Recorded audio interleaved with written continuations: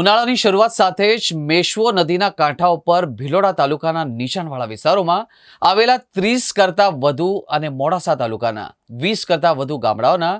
બોરકુવાના પાણી નીચા જતા ખેડૂતોને સિંચન માટે અને લોકોને પીવાના પાણી અને પશુઓને પીવાના પાણી માટે વિકટ સમસ્યા સર્જાઈ છે,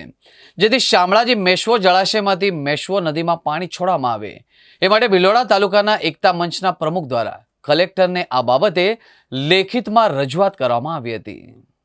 ભિલોડા તાલુકા ખેડૂત એકતા મંચના પ્રમુખ દ્વારા કલેક્ટરને કરવામાં આવેલી રજૂઆતમાં જણાવવામાં આવ્યું હતું કે ઉનાળાની શરૂઆત સાથે જ ભિલોડા તાલુકાના નીચાણવાળા વિસ્તારમાં આવેલા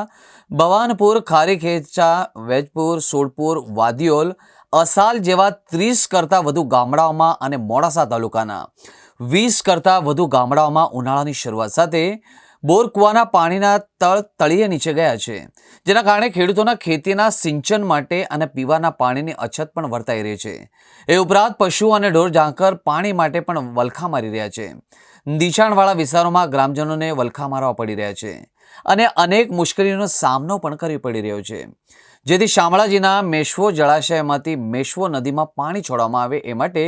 ભિલોડાની વાંદિયોલ ગ્રામ પંચાયતના સરપંચ અને ભિલોડા તાલુકા ખેડૂત એકતા મંચના પ્રમુખે મેશ્વો નદીમાં વહેલી તકે પાણી છોડવામાં આવે એ માટે કલેક્ટરને લેખિતમાં રજૂઆત કરી હતી। આજે અમે અરવલ્લી જિલ્લા કલેક્ટર સાહેબ શ્રીને લેખિત અરજી કરેલી છે કે મેશ્વો નદી એકદમ સૂકી વટ થઈ જવાથી મેશ્વો નદીની અંદર મેશ્વો ડેમનું પાણી છોડવામાં આવે તો મેશ્વો નદી કિનારે આવેલા 30થી 40 ગામડાઓને ફાયદો થાય તેમ છે। બીજું, અત્યારે હાલ ઉનાળાની સિઝનમાં બોર કૂવાના તળ નીચા જવાથી લોકોને પાણી ખેતી માટે અને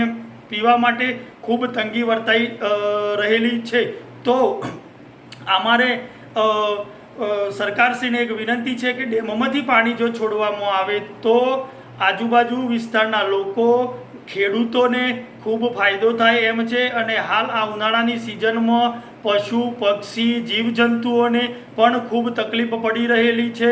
અને ડેમમાંથી પાણી છોડવામાં આવશે તો ખેડૂતોના ઘાસચારા માટે પણ ફાયદો થશે, એમની આવકમાં પણ વૃદ્ધિ થશે, જેથી કરી અને અમે સરકારશ્રીને વિનંતી કરીએ છીએ કે મેશ્વો ડેમનું પાણી મેશ્વો નદીમાં છોડવામાં આવે તો ખેડૂતોની આવક વધશે અને ખેડૂત